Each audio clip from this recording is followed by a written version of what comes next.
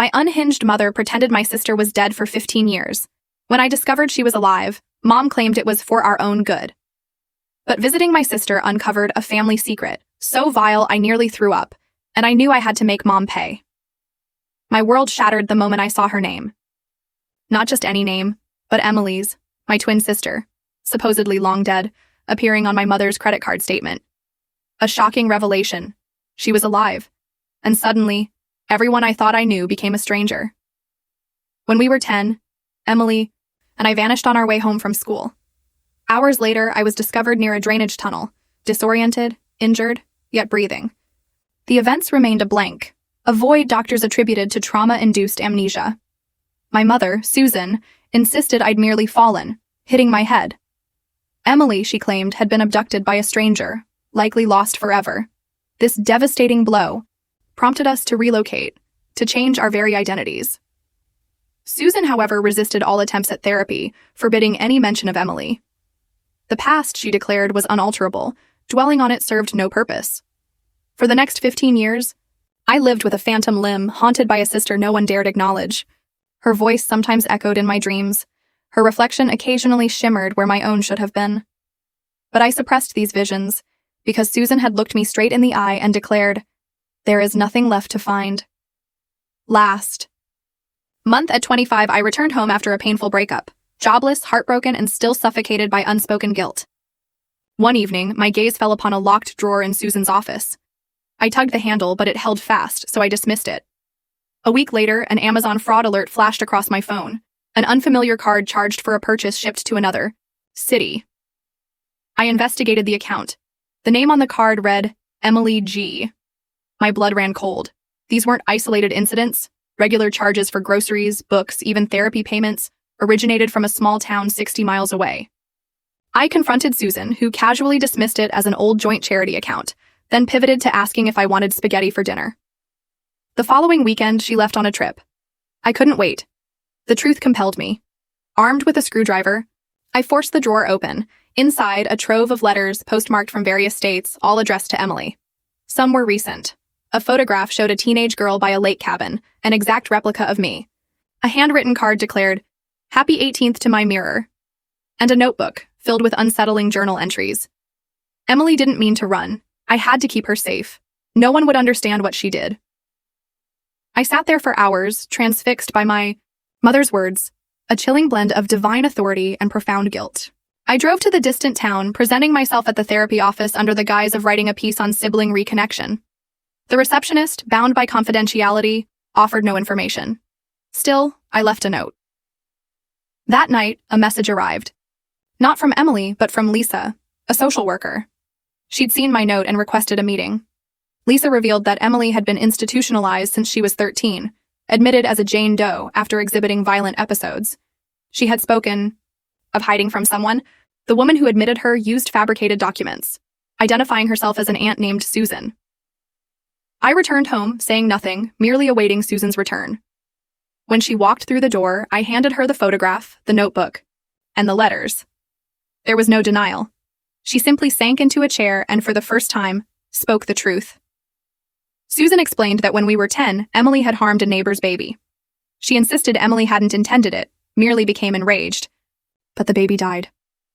Emily, overwhelmed, had retreated, ceasing to speak or move. I vaguely recalled that period. Susan had told me Emily was grieving her best friend's dog. In reality, Susan confessed, as Emily and I walked along the canal, she had crept up behind us. She dragged me, then forcibly took Emily. She smeared blood on me, then fabricated the story. I fell, and Emily was abducted, gone forever. They would have incarcerated Emily indefinitely, Susan claimed, or worse. I questioned why Emily hadn't received proper help. Susan drove directly to the hospital. Surprisingly, Emily came willingly. My identity was verified, a therapist called in. There, after nearly a decade, I saw Emily. She was taller, paler, her smile a crooked line, as if it had forgotten how to exist. We sat in silence, a strange sensation of tearing and mending simultaneously within me. Just before I left, she grasped my hand. "There was a third sister," she whispered, her voice barely audible. "Susan never told you that part." My mind reeled. A third sister? My hand trembled, clutching the edge of the plastic visitor's chair. Emily's eyes darted toward the door, then back. "What do you mean?" I managed to ask, my voice a mere whisper. She leaned forward, her hospital gown rustling. "The letters in Susan's drawer. Did you read all of them?" I shook my head, too overwhelmed by Emily's unexpected survival to have absorbed everything. Emily's twisted smile flickered, and she glanced at the security camera. "There's one from 1995, 2 years before we were born." Her voice dropped even lower. "It mentions a baby named Catherine." Catherine. The name hit me like a blast of frigid water. Never in 25 years had I heard it. Emily must have sensed my bewilderment, for her words quickened. "I found out when I was 12, before—" She trailed off, and we both understood. Before the incident with the neighbor's baby, before everything fractured. A nurse entered to check Emily's vitals. We remained silent until she left, the tension in the room suffocating. Once the door clicked shut, Emily clutched my wrist. "Susan visits me sometimes, not often. But she comes. Last time she was drunk, crying about how she'd failed all 3 of us." Emily's grip tightened. When I asked about Catherine, she shut down. But I've been piecing things together. My head spun. 3 daughters, 3 sisters, and one completely concealed by Susan. I recalled Susan's distant gaze while staring at old photo albums, the times she'd absent-mindedly set 3 plates at dinner before correcting herself. "I need to go back to the house," I declared, rising abruptly. "I need to find more." Emily nodded, releasing my wrist. "Be careful. Susan's good at keeping secrets." I drove home in a daze, my mind frantically sifting through every memory for overlooked clues. The house was dark upon my arrival. Susan's car absent from the driveway, a small relief. I went straight to her office, to the drawer I'd previously forced open. This time, I emptied its contents onto the floor, scattering papers across the carpet. Bills, receipts, letters. Methodically, I sifted through them, searching for anything from 1995. There. A yellowed envelope, postmarked from a town 3 states away. My hands trembled as I opened it. "Susan," the letter began, "I'm writing to confirm that the adoption proceedings have been finalized. Catherine has been placed with the family we discussed, as per your request. All records have been sealed. She will have a good life. Please don't contact us again." Adoption. Catherine had been adopted. I sank back onto my heels, the letter crumpling in my fist. Susan had given away a baby, then bore twins 2 years later. Why? The front door creaked open, Susan's footsteps echoing in the hallway. I frantically shoved the papers back into the drawer but kept the adoption letter. By the time she appeared in the doorway, I was seated at her desk, the letter spread, flat before me. She froze. Her face drained of color, then flushed crimson, then paled once more. "You went back to see her," she stated, not asked. Susan told me about Catherine. Her shoulders slumped.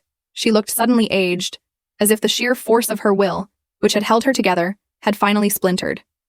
She collapsed into the chair opposite me. "I was 17, she began, her voice hollow. "Stupid. Thought I was in love when I got pregnant. My parents disowned me. I lived in my car, worked 3 jobs, tried to make it work, but I couldn't. I was barely surviving myself." She idly picked at a loose thread on her sleeve, avoiding my gaze. "So I gave her up, a closed adoption. I thought I was doing the right thing. Then, years later, I met your father, got married, had you and Emily. Everything was perfect until Emily hurt that baby," I finished. Susan flinched. "When that happened, when I saw what Emily was capable of, I kept thinking about Catherine. What if she'd inherited something? What if I'd passed on some kind of darkness? I started looking for her, just to check, to make sure she was okay." "Did you find her?" Susan nodded slowly. "She was 13, living in foster care. Her adoptive parents had died in a car accident when she was 8. She'd been bounced around ever since." My stomach clenched. Our sister, adrift in the system, while we lived in our comfortable house, oblivious. "I tried to get custody," Susan continued, "but the courts wouldn't hear it. Closed adoption meant closed. I hired lawyers, spent everything we had saved. Your father left because of it. Said I was obsessed, that I needed to let it go. I remembered when Dad left. I was 7. Susan had told us he'd found someone else, but now I wondered if that too was a fabrication. So you kept trying? I prompted. I kept trying, and then Emily did what she did, and I realized I couldn't handle 2 daughters, let alone 3, especially not with Emily's issues. So I made a choice. I protected Emily the only way I knew how, and I stopped. Looking for Catherine. The room fell silent. I stared at the adoption letter, trying to comprehend it all. 3 sisters, 1 given away, 1 hidden away, 1 left to live with the crushing burden of it all. Where is she now? I finally asked. Susan shook her head. I don't know. The last information I had was from 10 years ago. She aged out of foster care. Could be anywhere. I stood, pocketing the letter. I'm going to find her. Don't! Susan's voice was sharp. Leave it alone. You don't understand what you're getting into. I understand that I have another sister out there who probably thinks she has no family, I retorted. I understand that. You've been lying to me my entire life. I understand that Emily has been locked up for 15 years while you played God with all our lives. Susan's face crumpled. I was trying to protect you all. No, I said, heading for the door. You were trying to protect yourself. I spent the next week immersed in public records, social media, anywhere I could search for Catherine. The adoption letter had mentioned the agency name. I called them, but they refused to provide information.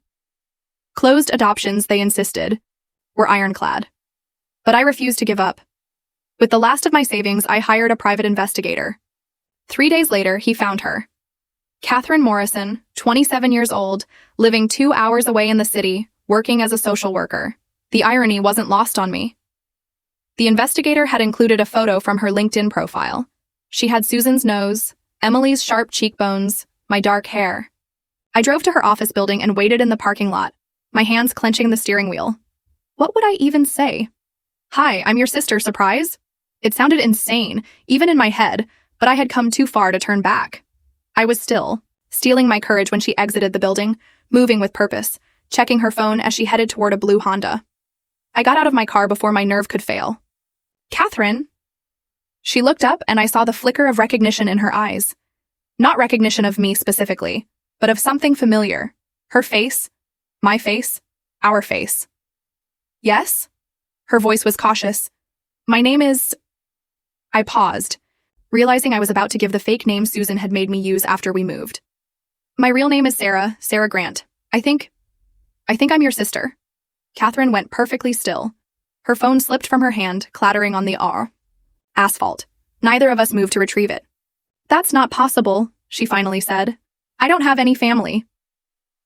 I pulled out the adoption letter, unfolding it with trembling hands. You were adopted in 1995. Your birth mother was Susan Grant. She's my mother too. Mine and Emily's. We're twins. Catherine took the letter, scanning it rapidly. Her face cycled through a series of unreadable expressions. When she looked back at me, her eyes were hardened. 27 years, she said. 27 years and now you show up. I didn't know. She never told us. I just found out last week. Where is she? Susan. Catherine's voice was laced with bitterness. Let me guess. Suburban house, white picket fence, playing happy families while I bounced between foster homes. I didn't know how to tell her the truth was somehow worse than that. That Susan had fractured our family trying to find her, then abandoned the search when things became too difficult. That Emily had been institutionalized, that I'd spent 15 years believing my twin was dead. It's complicated, I said weakly. Catherine laughed, but there was no humor in it. It always is, isn't it? She handed the letter back to me and bent to pick up her phone. I need time to process this. I can't do this right now. Can I give you my number? I asked. In case you want to talk? She hesitated, then nodded. I scribbled it on the back of her receipt and handed it to her. She took it without looking at me. Sarah, she said as she unlocked her car. That's your real name. I nodded. And Emily, the twin. She's in a psychiatric facility. Has been since we were 13. It's a long story. Catherine's expression softened. Slightly. Sounds like we all got the short end of the stick. She drove away without another word. I stood in the parking lot until her car vanished around the corner, then sank onto the curb and wept. 3 days later, Catherine called. I sat in Susan's kitchen, staring into a cold coffee cup, when my phone buzzed with an unknown number. Sarah. Her voice was different, steadier. I've been thinking. Can we meet? We arranged to meet at a diner halfway between our towns. I arrived early, selecting a booth in the back and ordering water with trembling hands. Catherine entered, carrying a thick manila folder. She slid into the seat opposite me, pushing the folder across the table. I did some digging of my own, she stated, her jaw tightening. About Susan. About our family. There are things you need to know. I opened the folder. Medical records, police reports, court documents. My stomach lurched as I read the first page, a hospital admission form from 1994. Susan Grant, age 16, psychiatric evaluation following an attempted overdose. She was hospitalized 3 times before you were born, Catherine murmured. Severe depression, psychotic episodes. Doctors recommended long-term treatment, but she discharged herself against medical advice. I flipped through more pages, incident reports from Susan's high school, accounts of violent outbursts, property damage, a teacher's statement describing Susan attacking a classmate who mocked her pregnancy. This can't be right, I whispered. But even as the words left my lips, pieces began to interlock. Susan's extreme reactions, her paranoia about Emily, the seamless way she constructed elaborate deceptions. There's more, Catherine continued. I tracked down the family who adopted me, the Morrisons. They're gone now, but their daughter still lives in town. She remembered me. My blood ran cold. She remembered the day Susan showed up at their house when I was 5. Susan was screaming, demanding they give me back. Mr. Morrison had to physically restrain her while his wife called the police. They filed a restraining order. That's why they moved across the country 6 months later. I stared at the restraining order, Susan's name starkly typed, 5 years old. Catherine had been 5, and Susan had already been trying to reclaim her, years before she claimed to have begun searching. But she told me she didn't find you until you were 13, I said. Catherine's laugh was bitter. She found me multiple times. The Morrisons weren't the first family to file a restraining order. I found 3 others. She stalked me through the foster system for years, Sarah. My phone rang. Susan. My hands trembled and I declined the call. It rang again immediately. You should answer, Catherine said. She knows you're not home. On the 3rd ring, I picked up. Susan's voice was frantic. Where are you? I went to check on you and you're gone. Your car's gone. Where did you go? I'm fine, I said carefully. Just needed some air. You're with her, aren't you? With Catherine. I know you found her. I know what she's telling you. Don't believe her lies, sweetheart. She doesn't understand. She's confused. Catherine could hear every word. Her face hardened. She pulled out her phone and started recording. What lies, Mom? I asked. She'll try to turn you against me. Say I'm dangerous, say I hurt people, but I've only ever protected you girls. Everything I've done has been for you. Like drugging me when I was 10. Like locking Emily away. Silence. Then quieter. You don't understand what Emily did, what she was capable of. I saved that girl's life by putting her somewhere safe. What about the other times? The words tumbled out before I could stop them. What about the teacher you attacked in high school, the psychiatric holds, the families you stalked trying to get Catherine back? The silence stretched longer this time. When Susan spoke again, her voice had changed, colder, flatter. Who told you that? Does it matter? Come home now. We need to talk about this properly. I don't think that's a good idea. Sarah, her voice cracked. Please. You're all I have left. Don't let her poison you against me. I'm your mother. I love you. I hung up. Catherine stopped recording, her face grim. We need to see Emily again, she said. Together. There are questions only she can answer. The drive to the psychiatric facility felt endless. Catherine followed in her car. I kept checking my mirrors, paranoid Susan might be following us.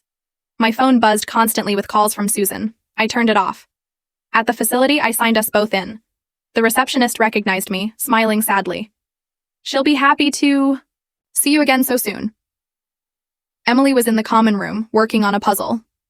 She looked up when we entered, and her face went white when she saw Catherine. Oh my God, she breathed. You look just like us. Catherine sat down across from her, studying Emily's face like a mirror.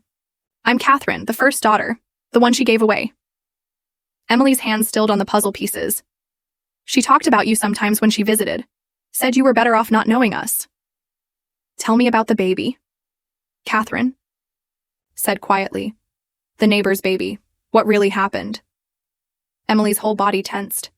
She glanced at the staff member monitoring the room, then back at us. It wasn't what Susan told everyone. My heart hammered against my ribs. What do you mean? The baby was already sick, Emily whispered. The parents knew. They were taking her to the hospital. I was babysitting while they packed a bag. The baby had a seizure. I tried to help, but I didn't know what to do.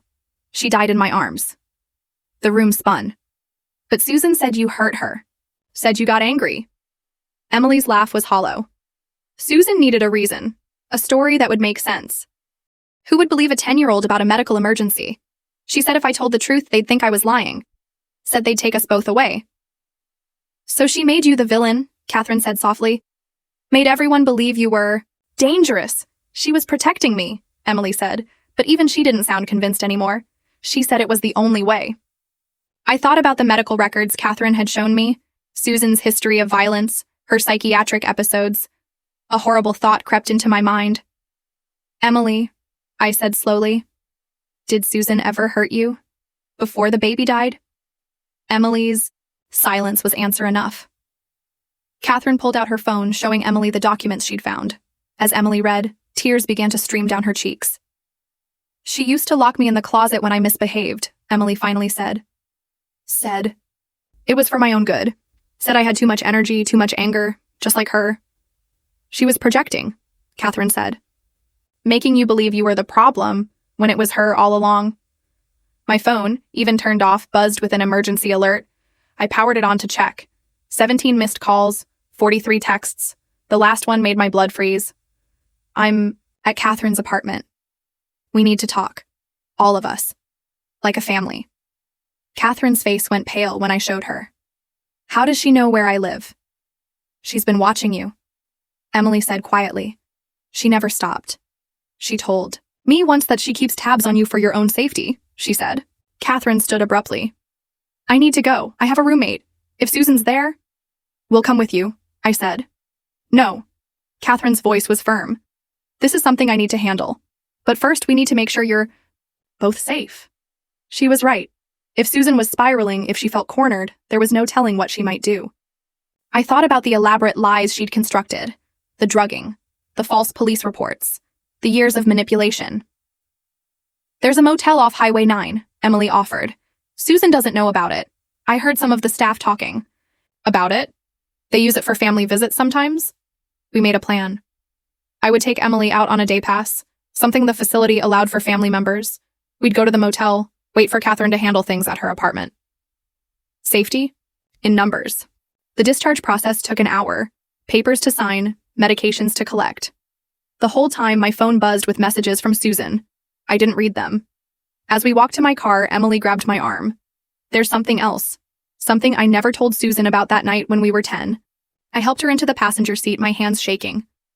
What about it? I remember more than I let on. The drainage tunnel. You weren't alone when they found you. My blood turned to ice. What? There was someone else there. A woman. She was holding you, crying. When she saw the flashlights coming, she ran. That's impossible. The police report said I was alone. Emily shook her head. I saw the original report once during a therapy session where they were trying to help me process trauma.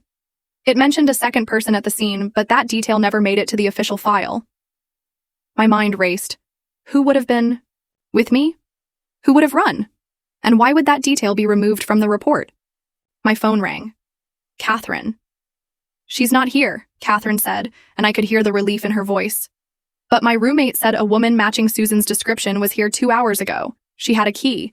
How did she have a key? I know. Nothing's missing, but... Catherine paused. There's a letter on my bed, addressed to all three of us. Don't read it alone, I said. We're going to the motel. Room 237. Meet us there. The drive felt surreal. Emily beside me, alive, after 15 years of believing she was dead. Catherine on her way to meet us. 3 sisters reunited by lies and separated by truth. The motel was run down, but clean. I paid cash, gave a fake name, old habits from Susan's paranoid years. We waited in the room, Emily sitting on one bed, me pacing by the window. Catherine arrived 30 minutes later with the letter. Her hands shook as she held it out. I couldn't wait. I read it in the car. The envelope was thick, expensive, stationery. Susan's handwriting, usually so precise, looked frantic.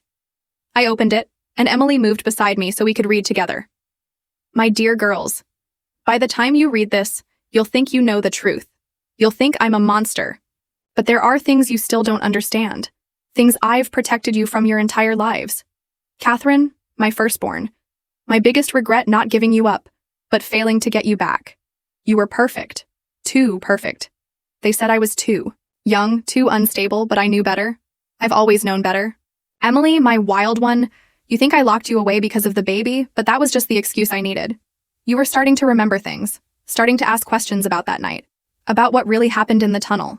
Sarah, my survivor, you want to know who was with you that night? Who held you while you bled? It was your real mother. Your biological mother. The woman who gave birth to you and Emily. The woman I've been protecting you from since you were 3 years old. I'm not your mother, I'm your aunt. Your real mother, my sister Rebecca, was dangerous. Genuinely dangerous. Not the way they said I was. She hurt people. Enjoyed it. When she had you and Emily, I thought babies might change her. Make her better, but it made her worse. She used to play games, sick games, leave you in dangerous places to see if you'd survive. Pulled you underwater to watch you struggle. I reported her so many times, but she was charming. Convincing. No one believed me. The night Emily disappeared, Rebecca took you both. I'd been watching, waiting for her to make a mistake. When I found you in that tunnel, you were almost dead. Emily was already gone. Rebecca said she'd buried her in the woods. I knocked Rebecca unconscious and ran with you. Called 911 from a payphone. Then I went back and dealt with my sister. She's buried where she left Emily, or where she said she did. I never found Emily's body. When Emily showed up at that hospital 3 years later, alive, with no memory of those missing years, I knew Rebecca had lied. But I also knew Emily was damaged.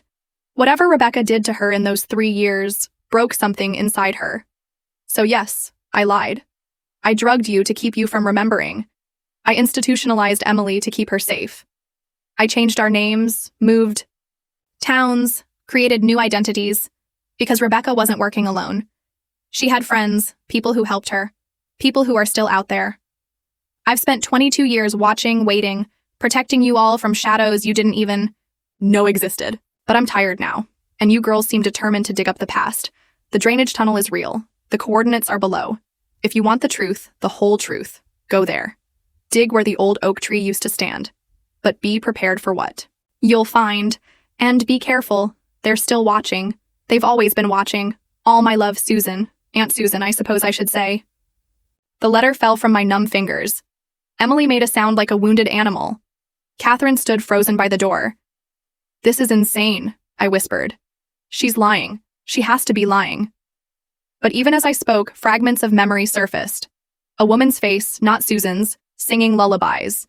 Hands holding me underwater. A voice saying, "Let's see how long you can hold your breath, baby." Emily was rocking back and forth on the bed. "The games," she whispered. "I remember the games. I thought they were nightmares." Catherine picked up the letter, studying it. "The coordinates, they're real. I looked them up. It's about an hour from here, deep in the woods." "We're not going," I said immediately. "This is just another manipulation, another lie to cover up her lies." "What if it's not?" Emily's voice was small. "What if there's really something there?" My phone buzzed. Susan again. This time a photo. The drainage tunnel from 22 years ago. But in this photo, there were 2 women. Susan, younger, terrified, and another woman who looked exactly like her, but with dead eyes and a smile that made my skin crawl. The text below read, "Rebecca, 2 hours before she took you. I'm not the monster in this story." Another photo. A newspaper clipping. Local woman missing, 2 children found. The date was right, the location was right, but the woman in the photo wasn't Susan, it was Rebecca, the woman from the first photo. Our mother. A third text. "Check Emily's medical records from when she was found. Check who signed her in, it wasn't me." Catherine was already pulling up records on her phone. Her face went white. "Rebecca Grant. She signed Emily into the hospital 3 years after she supposedly died. The room spun. Everything I thought I knew was fracturing. If Susan was our aunt, if our mother was alive for 3 years after that night, if she had Emily. We have to go to the coordinates, Emily said. We have to know. It could be a trap, I argued. Susan could be waiting there. Or she could be telling the truth, Catherine said quietly. And we've been hating the wrong person for 22 years. We sat in silence, 3 sisters bound by blood and lies, trying to decide if the truth was worth the risk. Finally, Catherine stood. I'm going, with or without you. I've spent my whole life not knowing who I am or where I came from. If there's even a chance of answers, I have to take it. Emily nodded. Me too. I need to know what happened. During those 3 years, why I can't remember what she did to me. They both looked at me. I thought about Susan, who might be my aunt, who might have saved my life. I thought about Rebecca, who might be my mother, who might be a monster. I thought about 22 years of lies that might have been protection. Okay, I said. Finally. But we go prepared and we tell someone where we're going, just in case. Catherine called her roommate, giving her the coordinates and a time frame. If we weren't back by morning, she was to call the police. We stopped at a hardware store, bought flashlights, shovels, rope, just in case. The drive into the woods was silent. The GPS guided us down increasingly narrow roads until we had to park and continue on foot. The coordinates led to a small clearing. No oak tree remained, only an ancient, rotting stump. We began to dig. 3 feet down, Emily's shovel struck something hard. Carefully, we cleared the dirt, revealing wooden boards, perhaps a root cellar, or something far more sinister. I pried up the first board. The stench hit us immediately. Earth, decay, and a sharp chemical tang. Catherine shone her flashlight down crude stairs carved from dirt, leading into oppressive darkness. We should call the police, I whispered. And tell them what? Emily countered. That our maybe aunt told us to dig here?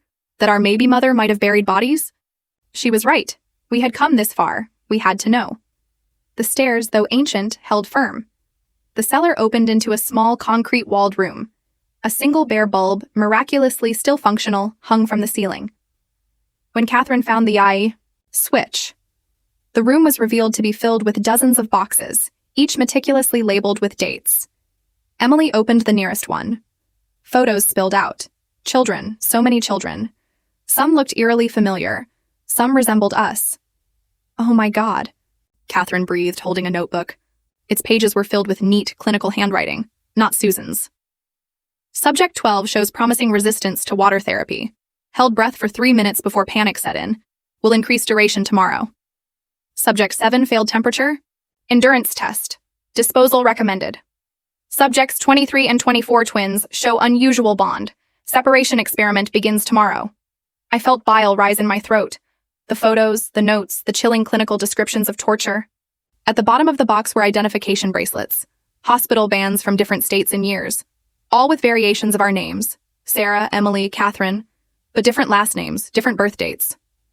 We weren't the only ones, Emily said, her voice hollow. She had other children, other sets of twins, other daughters she gave away. Catherine found another box containing videotapes. We had no player, but the labels were enough.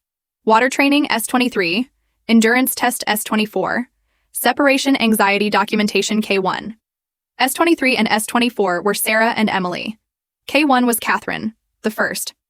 At the back of the room, a metal filing cabinet, locked but weakened by rust. Inside, medical records, birth certificates, death certificates, so many death certificates. Rebecca Grant, deceased 2001. But that was wrong. If Susan's timeline was accurate, Rebecca had died in 1999. Unless she faked her death, I mused. Multiple times, new identities, new children, new experiments. Emily found a map. Locations marked across 3 states. Some circled in red, some crossed out, one marked current in fresh ink. We need to leave, I urged, but it was too late. Footsteps echoed above us, slow and deliberate. The cellar door creaked open. I told you to be careful. Susan's voice drifted down. I told you they were still watching. She appeared at the top of the stairs, and she wasn't alone. A woman stood beside her, older, grayer, but unmistakable. The woman from the photos, Rebecca, our mother. She smiled, the same dead smile from 22 years ago. My girls, she said, together at last, just like I always planned. Rebecca descended the stairs slowly, each step intentional. Susan followed behind her, her face a mask I couldn't decipher. My legs felt frozen to the dirt floor. "Don't look so shocked," Rebecca said, her voice eerily calm. "I've been watching you girls piece things together. Quite impressive. Really. Though you missed some crucial details." Catherine moved closer to Emily and me, the three of us instinctively forming a tight cluster. Rebecca's eyes tracked the movement, that dead smile widening. "Subject behavior," she murmured. "Protective clustering in response to perceived threat. Fascinating how it persists even after separation." Susan flinched at the clinical tone. "Rebecca, please. They're not subjects anymore. They're our daughters." Rebecca turned to her sister, eyebrows raised. "Our daughters? You mean my daughters? The ones you stole from me?" "You were hurting them." Susan's composure cracked. "Research," Rebecca interrupted. "Important research. Do you know how many children die from preventable accidents each year? I was creating survivors, teaching them to adapt, to endure." Emily's hand found mine, squeezing hard. I felt her trembling. Rebecca noticed. "Ah, Emily. My greatest success and biggest disappointment. 3 years of conditioning and you retained nothing. Such a waste." "You tortured children," Catherine said, her voice steady despite everything. "That's not research. That's abuse." Rebecca tilted her head, studying Catherine like a specimen. "The first attempt. So much potential. But Susan interfered before I could even begin proper trials. Tell me, Catherine, did you ever wonder why you survived all those foster homes? Why you adapted so well?" Catherine's jaw tightened. "I survived because I'm strong." "Because I made you strong," Rebecca corrected. "Even those few months before Susan gave you away, I was already conditioning you. Building your foundation." Susan moved between Rebecca and us. "Enough, girls, get out of here, run!" But Rebecca grabbed Susan's arm, her grip surprisingly strong. "They're not going anywhere, we have work to finish." I scanned. The room, desperate for another exit. Nothing. Just the stairs, blocked by both women. The boxes of evidence surrounded us, a testament to years of horror. "The police know where we are," I lied. "Catherine's roommate will call them if we don't check in." Rebecca laughed. "The roommate who's currently enjoying a very deep sleep? I'm thorough, Sarah. Always have been." My blood ran cold. Catherine pulled out her phone, but there was no signal this deep in the woods. "Besides," Rebecca continued, "what would the police find? A concerned mother reuniting with her daughters? Susan's the one who kidnapped you. Who falsified documents? Who's been hiding you all these years to protect them from you?" Susan yanked her arm free. "You're sick, Rebecca. You've always been sick." "Sick?" Rebecca's voice rose for the first time. "I'm a visionary. Do you know how many parents have benefited from my research? How many children are alive today because of what I learned?" She pulled out her own phone, swiping through files, published papers, consulting work. "I've saved more lives than you could imagine." "By experimenting on your own children," Emily said quietly. Rebecca's attention snapped to her. "By creating data that couldn't be obtained any other way. You think those safety standards for car seats, school fences, household chemicals just appeared? Someone had to test the limits." "Using us as lab rats," I said. "Using my own genetic material to ensure consistent results," Rebecca corrected. "I couldn't trust other people's children. Too many variables." Susan lunged forward suddenly, trying to grab Rebecca's phone. They struggled, and in the chaos, Catherine grabbed a shovel. "Stop!" she shouted, raising it threateningly. Both women froze. Rebecca's smile returned. "Good. Threat assessment and tool utilization. You see, Susan, the conditioning holds, even after all these years." "Shut up," Catherine snapped. "We're leaving, all of us. And you're going to let us go." "What? You'll hit me?" Rebecca seemed genuinely curious. "Go ahead. I'd love to see if you can overcome the inhibitions Susan programmed into you." Catherine's hands shook on the shovel handle. I could see her struggling, wanting to act, but unable to follow through. Rebecca nodded approvingly. "Thought so. Susan made sure you girls could never hurt anyone, even in self-defense. Such a waste of good survival instincts." "They're not killers," Susan said. "That's not a flaw. It's a weakness," Rebecca countered. "The world is dangerous. They needed to be dangerous too." While they argued, Emily had quietly moved toward the filing cabinet. She pulled out a thick folder, her face paling as she read. "There were 12 of us. she said suddenly. Everyone turned to look at her. 12 sets of twins. Different fathers, different states. Rebecca's smile widened. Very good, though technically 13 sets. The last pair didn't survive the initial trials. You experimented on babies, Catherine said, horror clear in her voice. I documented failure points, Rebecca said calmly. Each iteration improved on the last. You three represent the pinnacle of my work. We're people, I shouted. Not experiments. You're both, Rebecca said simply. That's what makes you special. Susan used the distraction to grab the shovel from Catherine's loosened grip. She swung it at Rebecca, who dodged with surprising agility. Still trying to play savior, Rebecca? She taunted. You couldn't save them then, and you can't save them now. They circled each other while we pressed against the wall. I noticed Emily pocketing several documents from the folder. Girls, when I say run, you run, Susan said, not taking her eyes off Rebecca. Don't be dramatic, Rebecca, Rebecca scoffed. No one's running anywhere. We have too much to discuss. 22 years of data to review. There's nothing to discuss, Susan said. It's over. Your research, your experiments, all of it. Over. Is it? Rebecca pulled something from her pocket. A small device with a blinking light. You think this is my only facility? My only set of subjects? My stomach dropped. She was still doing this. Still experimenting on children. You're lying, Susan said. But uncertainty crept into her voice. Check the map, Rebecca said, gesturing to the papers Emily held. Current locations. Active trials. Did you really think I'd stop because you took 3 subjects? Emily spread the map on a box. Multiple locations marked. In fresh ink. Dates from this year, this month. No, Catherine whispered. Oh yes, Rebecca said. Though I'll admit the quality has declined without my original subjects to compare against. That's why I've been waiting, hoping you'd find your way back to me. We'll stop you, I said. We'll go to the police, the FBI, everyone. With what evidence? The ravings of 3 traumatized women and their mentally unstable aunt? Rebecca shook her head. I have credentials, published work, respected colleagues. You have nothing but buried trauma and Susan's lies. She was right. Who would believe us? The evidence in this room could be explained away, dismissed as the delusions of a disturbed family. Unless, Rebecca continued, you help me complete my work. Willingly this time. Think of the children we could save together. Never, Emily said firmly. Rebecca sighed. Such a waste. Well, I tried the civilized approach. She pressed the device in her hand. Nothing happened for a moment. Then we heard it. Footsteps above, multiple sets. Associates of mine, Rebecca explained. People who understand the importance of my work. Susan gripped the shovel tighter. Girls, get behind me.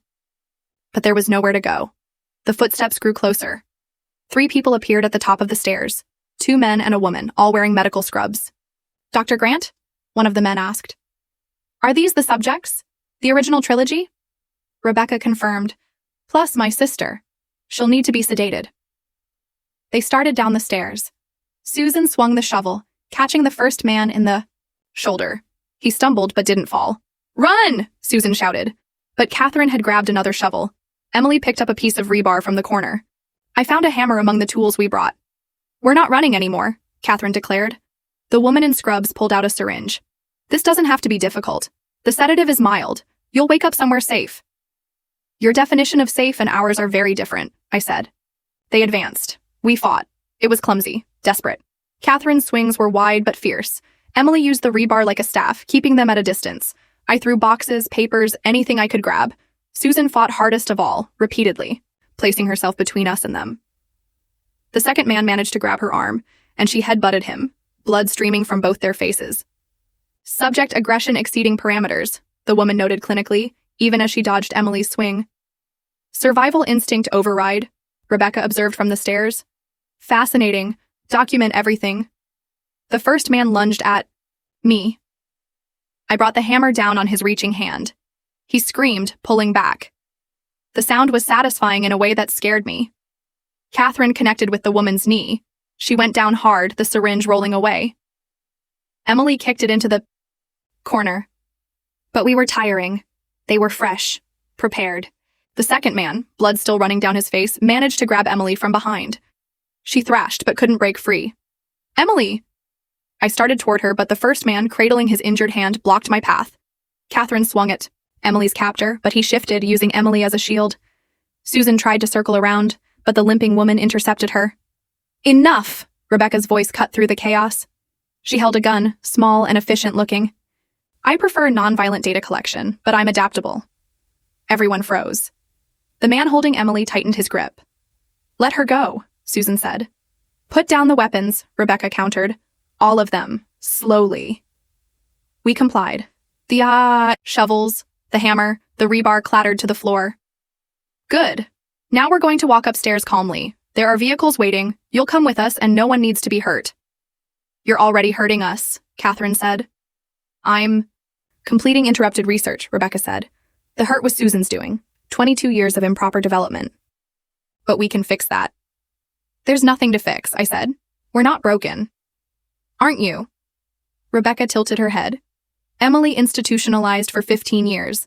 Catherine bouncing through foster care. Sarah paralyzed by guilt. And false memories. You're all broken. I can make you whole." "We're already whole," Emily said, still struggling against her captor. "Broken parts and all." Rebecca sighed. Such limited thinking. Susan's influence, no doubt. She gestured with the gun. "Move. Slowly." We had no choice. The man released Emily but stayed close. We filed toward the stairs, Rebecca's associates flanking us. That's when I noticed Emily's hand in her pocket, the documents she'd taken. She caught my eye, a plan forming silently between us. As we reached the stairs, Emily stumbled. Papers scattered everywhere. The clinical notes, the photos, the evidence of Rebecca's crime spread across the dirt floor. "Clumsy," Rebecca noted. "Stress response affecting motor control." But Emily wasn't done. As the woman bent to gather the papers, Emily grabbed the forgotten syringe from the corner and plunged it into the woman's thigh. Chaos erupted again. The woman collapsed within seconds. Catherine shoved the injured man down the stairs. Susan grabbed the gun from a startled Rebecca. The second man reached for Emily again, but I had the hammer back in my hand. This time, I didn't hesitate. The sound it made against his skull was wet. Final. He dropped. Rebecca stared at his unmoving form, then at me. "Fascinating," she breathed. "You overcame the inhibition. Sarah, the guilty one, became the killer." "I'm not a killer," I said, but my voice shook. "I'm a survivor. You taught me that." Susan kept the gun trained on Rebecca, while Catherine checked the fallen associates. The woman was unconscious but breathing. The man I'd hit wasn't moving at all. The one Catherine had pushed was groaning at the bottom of the stairs. "We need to go," Susan said. "Now, before more come." But Rebecca laughed. "More? These were my only true believers left. Funding dried up years ago. Legitimate? Channels closed. I've been running on fumes and determination." "Then it's over," Emily said. "For me, perhaps." Rebecca's smile never wavered. "But the data survives. The knowledge exists. Someone else will continue the work." "No," Catherine said firmly. "They won't." She grabbed the nearest can of accelerant we'd found among the supplies and started dousing the boxes. The papers, everything. "Stop," Rebecca lunged forward, but Susan held her back with the gun. 22 years of research," Rebecca screamed, her composure finally cracking. "You can't destroy it all." "Watch us," Emily said, helping Catherine. I joined them, the three of us working methodically while Susan kept Rebecca at bay. "Please," Rebecca begged. "You don't understand the applications. The potential. Think of the lives." "Think of the lives you destroyed," I interrupted. "The children who didn't survive. The ones still out there, damaged by your experiments." Catherine found matches in one of the toolboxes. She looked at Emily and me. We nodded. The first match caught immediately. Fire spread across the fuel-soaked papers, consuming years of horror. Rebecca made a wounded sound, reaching toward the flames before Susan pulled her back. "We need to get out," Susan said urgently. The smoke was already acrid, the old wooden structure catching fast. We climbed the stairs, Susan forcing Rebecca ahead at gunpoint. The injured man had crawled away, leaving a blood trail. We left him. Outside, the night air was sharp, clean. We could hear the fire crackling below, see smoke beginning to pour from the cellar entrance. "My life's work," Rebecca whispered, staring at the smoke. Your life's work was torture, Susan said. It deserves to burn. We backed away as the fire spread, the old wood igniting quickly, flames reaching toward the sky. In how? The distance, sirens wailed. Someone had seen the smoke. They'll arrest all of us, Rebecca said, some of her composure returning. Susan for kidnapping, you three for assault, arson, possibly murder. Maybe, Catherine said. But they'll also find what's left of your experiments. The bodies in that cellar, the evidence that survives the fire. Rebecca's smile faltered for the first time. We heard the sirens getting closer. Susan lowered the gun, suddenly looking exhausted. Girls, she said, I'm sorry, for all of it. I thought I was protecting you, but I just created different cages. You saved us, Emily said quietly. From her. That counts for something. The fire roared higher. In its light, I could see Rebecca clearly. No longer the monster. From my nightmares, just a broken woman watching her delusions burn. You could have been extraordinary, she said to us. I could have made you perfect. We're perfectly ourselves, I said. That's enough. The first police car crested the hill, lights flashing, then another. Soon the clearing filled with vehicles, firefighters, paramedics. They found the injured man first, then the woman still unconscious from the sedative. The one at the bottom of the stairs was dead. I had killed him. The weight of that settled on me, heavy but not crushing. They separated us for questioning. I told the truth, all of it. The officer's face went from skeptical to horrified as I spoke. They found enough evidence in the burned cellar to confirm our story. Bodies, children's bodies, some decades old. Rebecca was arrested. So was Susan initially. Though the charges would later be dropped. Self-defense, the lawyer said. Justifiable actions given the circumstances. The surviving associates confirmed everything under interrogation. Rebecca's experiments, the other sites, the children still being monitored. A massive investigation was launched. Catherine, Emily, and I spent hours in the police station, then days with FBI agents. We drew maps, shared memories, helped them piece together Rebecca's network. 12 other children were found across 3 states, all adults now, all bearing the scars of her experiments. Some had children of their own, children Rebecca had been watching, waiting to acquire. The trials would take years. Rebecca, deemed competent to stand trial despite her lawyers' efforts, faced hundreds of charges, life in prison, no possibility of parole. Susan was released after 2 months. The courts recognized her actions as protective, if misguided. She moved to a small apartment near Emily's facility. Emily was granted supervised release. 22 years of questions finally answered. She began the slow process of building a real life.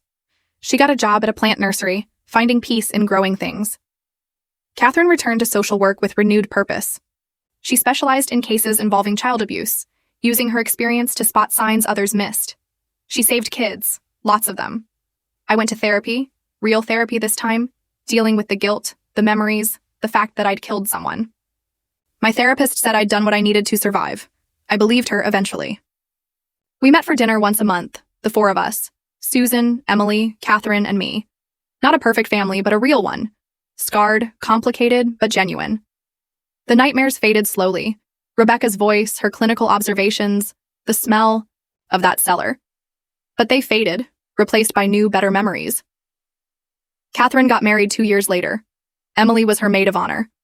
I gave a speech that made everyone cry. Susan sat in the front row, tears streaming down her face.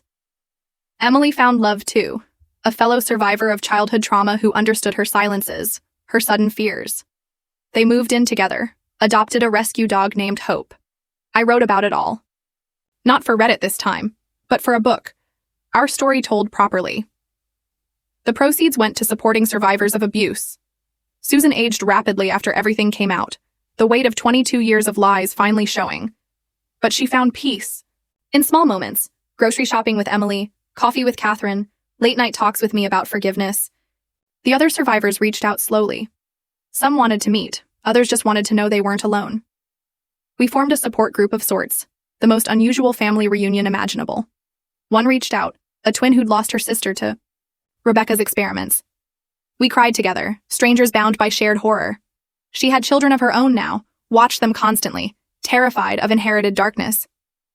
The darkness isn't inherited, I told her. It was inflicted. Your kids are safe. She believed me eventually. 5 years passed. Rebecca died in prison, a heart attack, the report said. None of us attended the funeral. There was nothing to mourn. Susan passed 6 months later, peacefully in her sleep. We scattered her ashes at the lake where she'd taken us as children, before everything went wrong. The good memories deserved honoring too. Life continued, quieter now, but fuller. Catherine had twins. The irony wasn't lost on any of us. She named them Hope and Grace, new beginnings. Emily became a master gardener. Her greenhouse overflowed with life. She said plants were honest. They either grew or they didn't. No lies, no manipulation. I became a counselor myself, specialized in trauma recovery, helped others find their way back from darkness. My supervisor said I had unusual insight, if only she knew. We gathered every year on the anniversary, not of the fire, but of the day we found each other again. 3 sisters who'd survived the unsurvivable.